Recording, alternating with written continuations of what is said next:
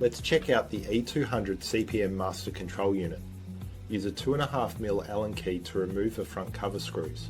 We recommend using hand tools to do this.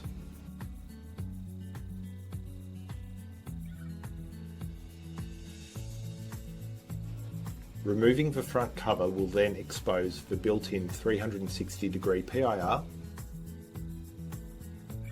the 4 status LEDs, tamper switch, and here you can see the service reset button and the service mode on-off switch.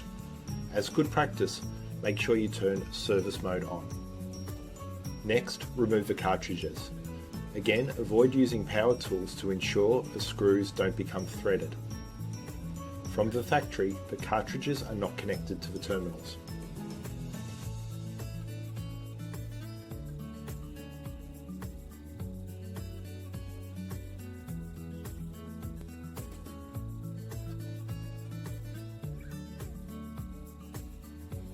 To install and wire up the unit, we need to remove the mount plate.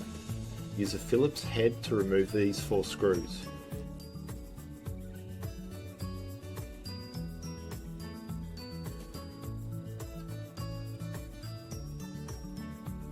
You will need to tilt the mount plate to get it out of the chassis. Underneath is the master control unit's PCB.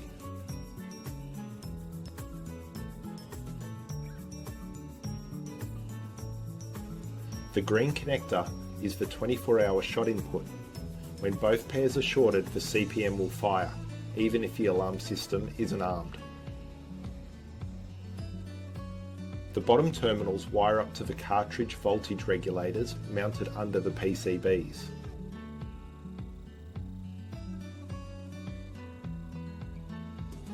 Across the top we have the built-in PIR power and input, the armed and primary trigger inputs from the alarm system.